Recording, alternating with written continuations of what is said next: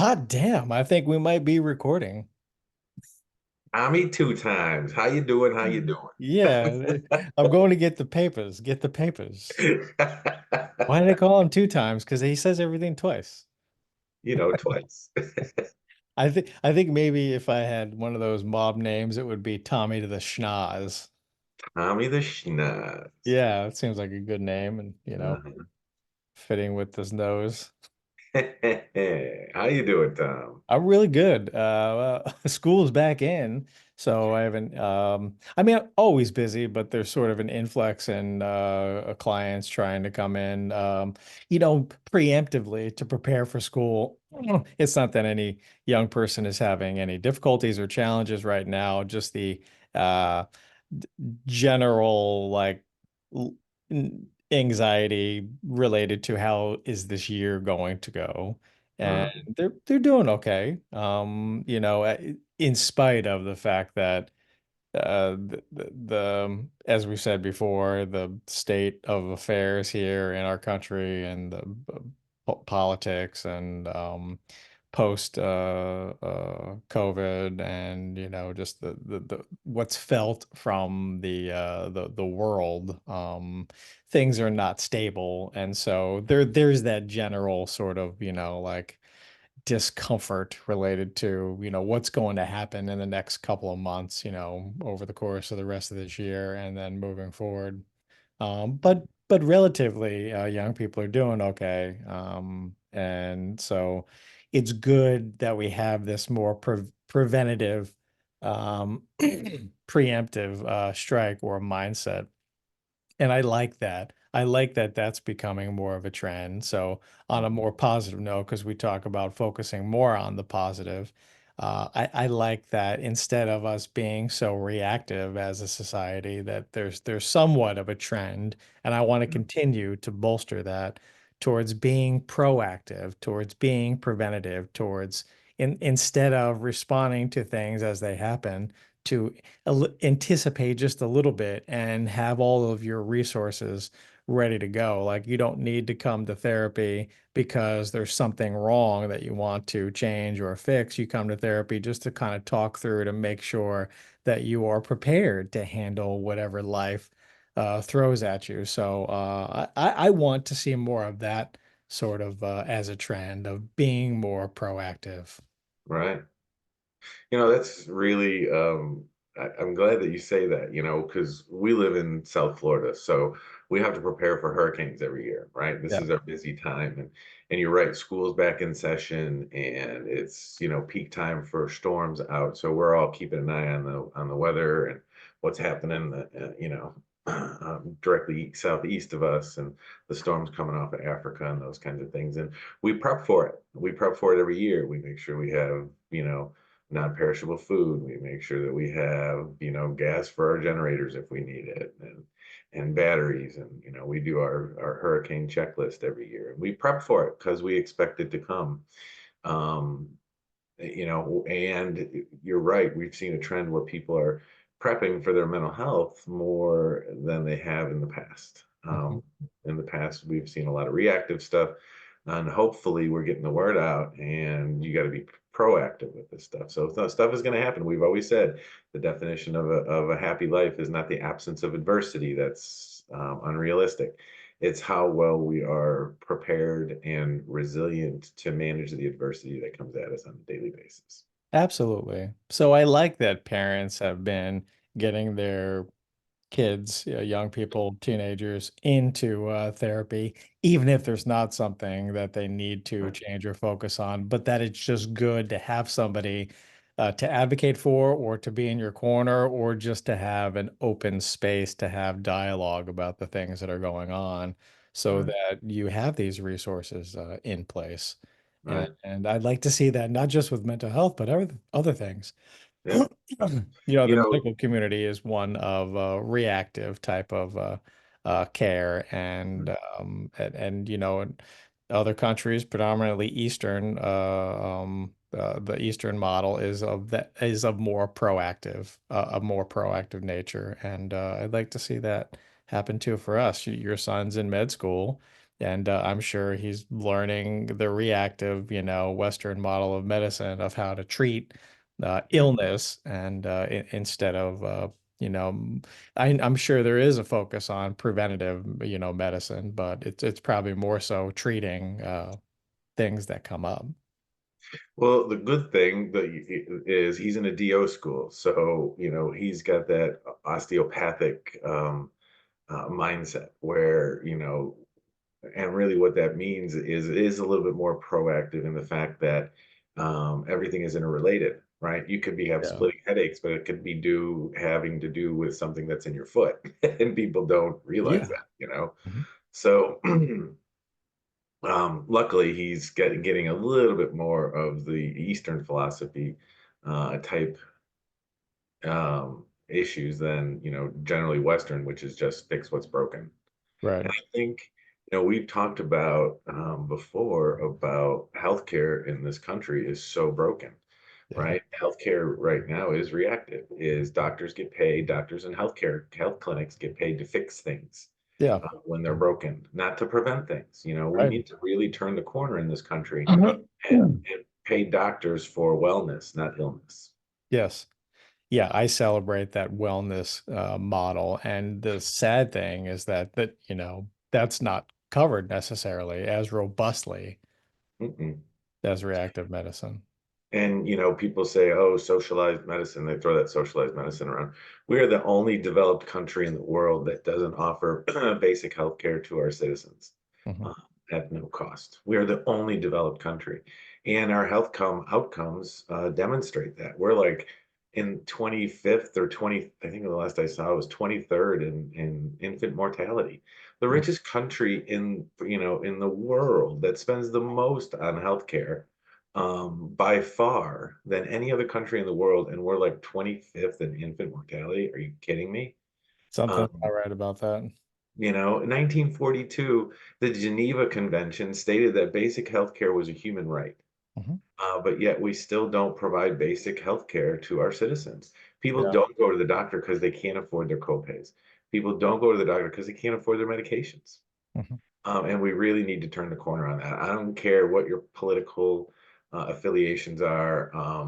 When they talk about Medicare for all, they think, oh, the older people, usually baby boomers, think, oh, you take your hands off my Medicare. If you give Medicare to all, I earned it.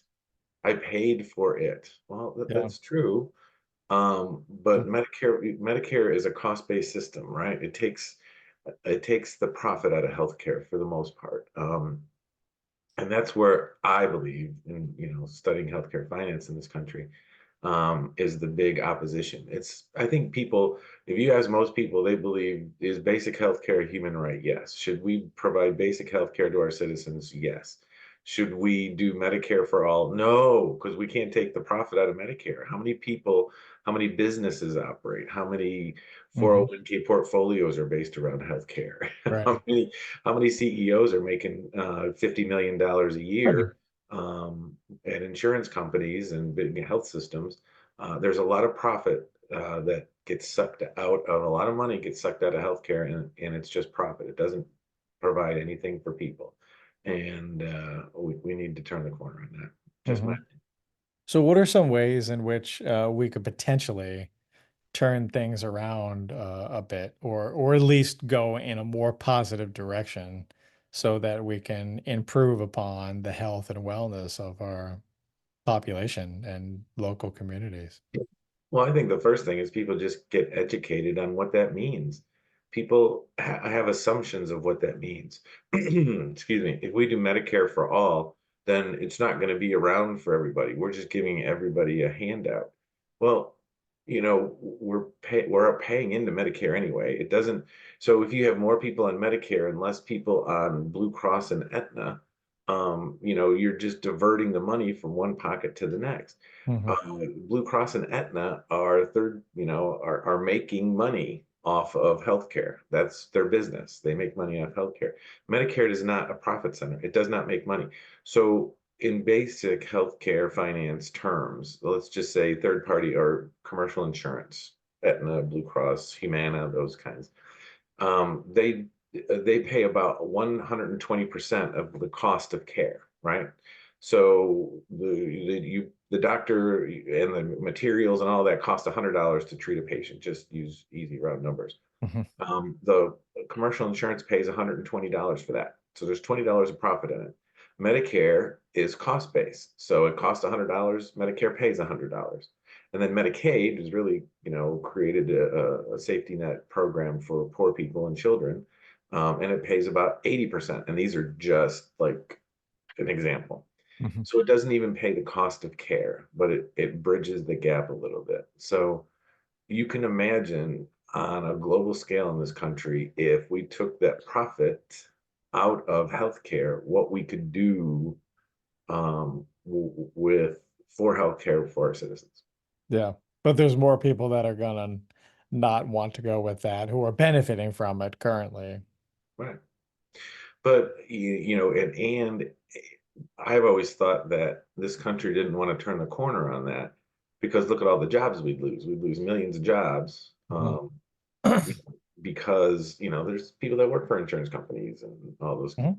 things. Well, a couple of things. Number one is there's plenty of jobs to go around. AI is changing the way the workforce works, right? So there'll be plenty. You just retrain and get into something new. Mhm. That's not a problem. We can reduce that. But if you move it over to Medicare, you're going to need some people, not as many, but need some people to administer that or at least monitor it. Um, and the other thing is, um, with that, you take that profit center out, there's plenty of other things going on. There's lots of other opportunities out there. So you don't pad your 401k portfolio full of healthcare stocks. You do it with something else. Yeah. So educate yourself. It's not socialism.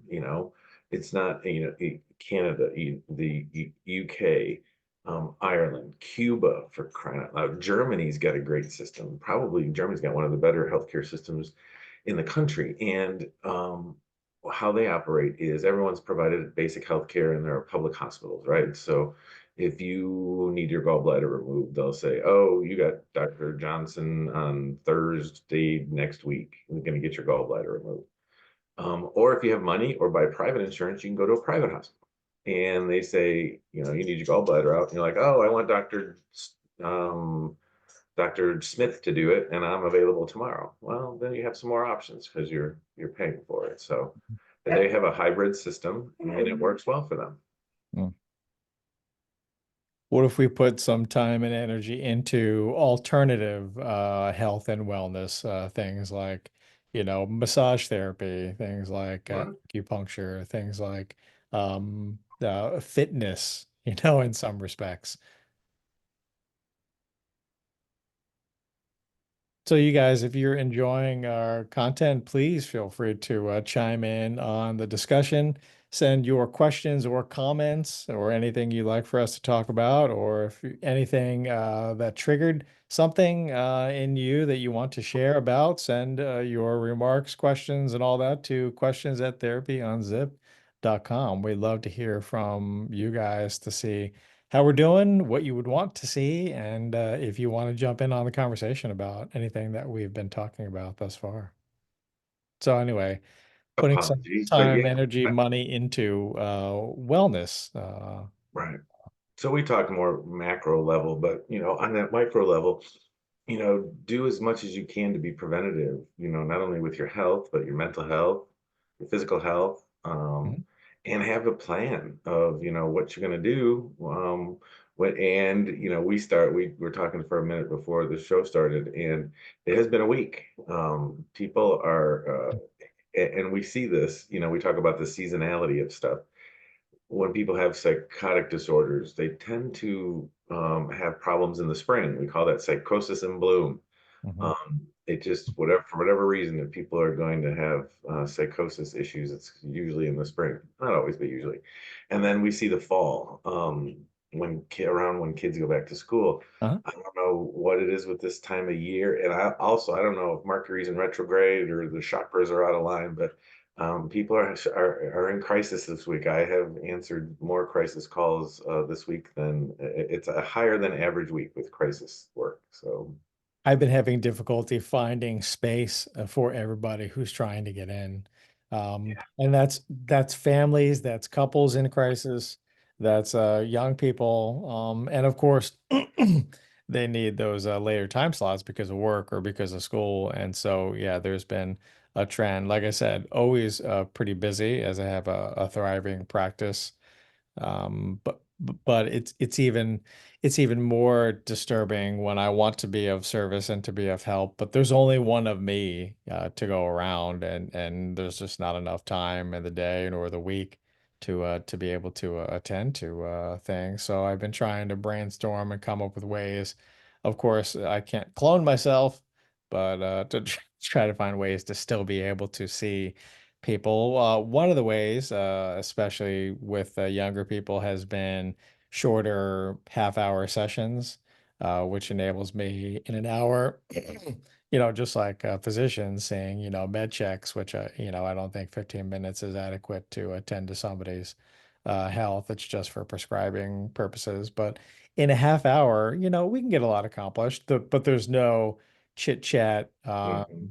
Messing around. There's no tell me about your weekend type of thing. It's like let's get right to the meat of things. And I can get a lot accomplished, especially with young people. They're sitting there for an hour, and maybe only 20 of those minutes is real deal therapeutic work, and the rest is just, I mean, there's something to be said about the building the rapport and building the connection, and that's why, you know, Mhm. that's the what's the word, the proprietary thing for me in my practice is that it's the connection I have with others, the warmth and how I'm holding the space for them, and I can't really like scale that.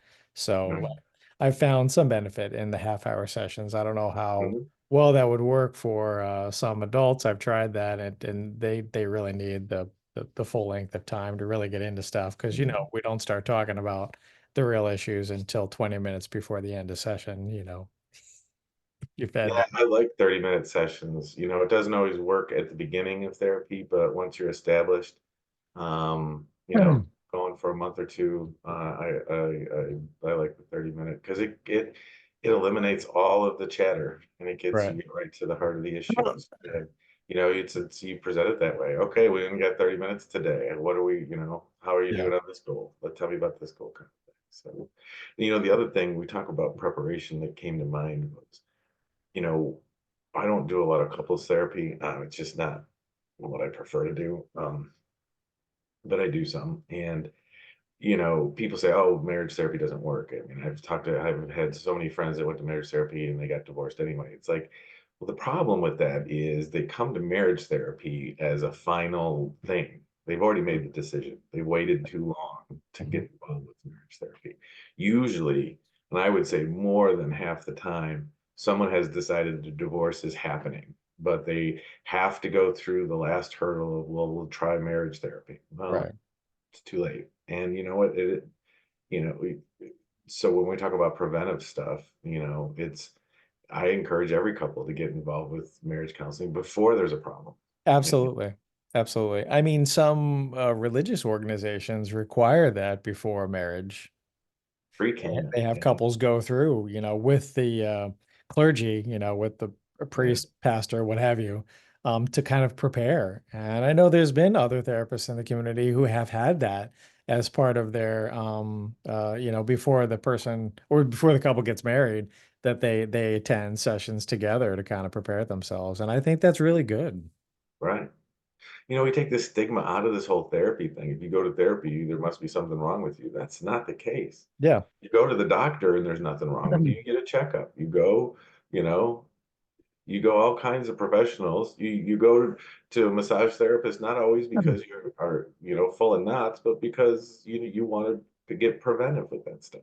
Mhm. I have a number of clients that I've seen for many years now, and they have continued to come, even if it's been once a month. And Mm, it's like a check-in to see how things are going, just to yeah, make sure that everything is going well and they're attending to the things that they need to attend to. At first, we did like weekly sessions to really deal with whatever, trauma or past experiences or patterns of behavior and to make some positive changes. And then after that is finalized and they start to they feel empowered and they start making these positive changes in their lives, then to come back once a month or every so often is really good as a maintenance thing. And I've had consequently clients who we've done the serious work, they felt good, they ended up being they discharge themselves. I mean, I've never said I think it's time for me to discharge you, even though that's kind of part of the therapeutic process is you've reached a point where you are doing really well and you don't necessarily need me, but I'm always here should something come up in the future. And then I haven't seen them for months to a year, and then all of a sudden something comes up and they fell back into some old patterns. So I think had they had been going, even if it was every month or every 2 months, just for kind of a touch base, Right. it would have been more helpful. Yeah, for sure. That preventative stuff, I mean, it avoids so many problems down the road. Take your Yeah. car in for maintenance, Right? take your body in for maintenance. Why don't you take your brain in for maintenance? Come on, Absolutely. And even if it is for just 30 minutes, as man. just a check-in, I find that to be very, very valuable. Right. And the thing, it's like, why does therapy work? Usually when people make an appointment for therapy, they automatically feel better because they know that there's an outlet coming, you Yeah. know? So just the simple fact of making an appointment makes people feel better. But the other thing with therapy that I've found over the years is it is a safe place where you can say anything to your therapist, and it's completely confidential with a few exceptions, obviously, Hmm. abuse, neglect of a child, et cetera, et cetera. But we all have these crazy thoughts in our head, and don't think that you're different. Everybody does. Everybody has these wild thoughts that happen in your head, but when they're just thoughts, they don't exist. They're not real. They don't exist in the universe. But as soon as they cross your lips, and as soon as they come outside and are out of your mouth, they're real and they exist in the universe and they need to be dealt with. Yes. And what better place to deal with them than with a trained, educated, experienced clinician that Right. can hold the space for that? Somebody who talks to people day in and day out Right. and who can handle what you have to say, who's not necessarily going to judge you, who's probably going to validate you in some way. And then we can brainstorm ways in which to deal with that so that you can put it in its place and see that maybe that's just an intrusive thought and why even feed into that? Why even give that any power? Let's redirect your mind on something else. Maybe find out where that's coming from. But that's the place to do it. You know, Sometimes it could be helpful or beneficial if you're religious to go to your religious leader or counselor or what have you. They're trained to do that as well in a different way. But going to your friend Steve and talking to Steve about it over a couple of beers, maybe that could be therapeutic. But now Steve has this information about you and is judging you and may come back and use that as ammunition against you if there's something that happens during the course of your relationship, or if you share that with a family member, now forever they have that in their mind that you had that intrusive thought of jumping over the balcony when you were on vacation, even though you wouldn't do that and you wouldn't want to do that. You just had that weird thought and it was kind of disturbing. And so you wanted to get it out. Now, your Aunt Susie has that in her mind and is telling the rest of the family that you're Right. suicidal. And, Mhm.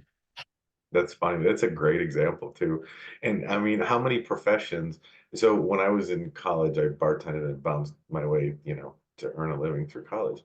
And talk about a bartender being a perfect training ground to being a therapist. right. But people that do hair, bartenders, Oh, yeah. they are like surrogate therapists. And Mhm. because you don't have always, don't have any relationship with these people, and it's a semi-safe place to get stuff out, and it won't be repeated. Well, You hope it won't be repeated, kind of thing. Mhm. Although the bartender is telling everybody else, "Oh my God, you should have heard what that guy said to me." But yeah, I heard this from a client, and I think she saw it on social media somewhere. I don't know the direct source, but I kind of like it, and I think there's some value to it. And the remark was that the antidote to negativity is not necessarily positivity, but warmth. And there's something that I really liked about that. And I've seen that to be true because holding the space, being empathetic with clients, even right. if the only things that I say in the session are hello and goodbye, there's something magical that happens where there's insight gained, a release of tension or stress or stuff, and Mhm. then they leave feeling better. Yeah, absolutely true. And I can relate Absolutely. it to me just being there for them, just listening to them, not trying to fix nor change anything about them, but just being warm and Right. supportive. And there's a lot of benefit to that. Yeah, absolutely. For sure. And it's just that, there's that whole theory in therapy of it's the relationship that heals. Mhm. There's a lot of problems, including addiction, that are stemmed from loneliness, not being Yeah. able to connect with another human being Think for whatever about, reason. and you don't have to be a therapist to do that No, necessarily. You, as community members, you could just be kind and warm towards others so that they feel like they're important or they matter. You know, we did the suicide awareness and prevention symposium panel yesterday, and part of that was encouraging agencies, members to work with the community to elicit this idea of being like just kind and patient and listening and just being there to listen to the other person, and that makes them feel like they matter, and somewhere in there they might find meaning in their lives and maybe even purpose. And so I think that that's important to note, that you out there who are listening to this, that you don't have to be a clinician to be effective in helping or being supportive to other people. Just being kind to others, just being, a little bit compassionate and Mhm. empathetic goes a long way. And many times when, you know, people are talking, people and they're telling you about stuff, they're not looking for a solution. They're just looking for a kind, warm ear. Yeah, We do that whole when people communicate, it's like, do you want my ear? Do you want my head? Do you want me to help you problem solve, or do you just want me to listen right now? And eight, seven, 8 times out of 10, they just want you to listen. absolutely. By doing that, they feel heard, they feel valued, they feel like they're important. Yeah. So preventative stuff, we're all going to have stuff that comes up, but how well prepared are you? How well prepared are you for that hurricane that's coming? How Yeah, well prepared are you for that emotional crisis that's going to happen? How well prepared are you for life as it comes at you? yeah. Because if you're going to go out and do a long walk tomorrow morning and you know it's going to be hot out there and you need to be hydrated for the walk, you need to drink water the day before to prepare for that. You need to have food, carbohydrates for energy, on board to prepare for that. It's not like you can drink a half a gallon of water right before the walk and be hydrated. It hasn't had time to filter and process through. It's about the things that you're doing today that set you up for success tomorrow and next week. So I want to highlight that. So when all things in our life work this way, the things that we do today set us up for either success or the potential of failures in the future. So think about the actions that you're doing today and how that may impact tomorrow or next week or next month. Are they going to affect it in a positive manner or a negative manner? And be prepared for either. Absolutely. Yeah. Preparation, preparation age. we'll, we'll end on Preparation Age. Sorry. They're not a sponsor, but they could be if they want. Sure. Oh, wow, that'd be an interesting sponsor. Thank you for today. I really enjoyed. Yeah, it was good. Good seeing you, Tom. Yeah, always great to see you. And I hope you have an amazing day off today, and you have a Yes. nice weekend. Enjoy fun and the festivities that you had shared with me that you're doing. All right. You have a great weekend, Tom. Great to see you. Yeah, man. All right. See you next week. All right. Sounds good.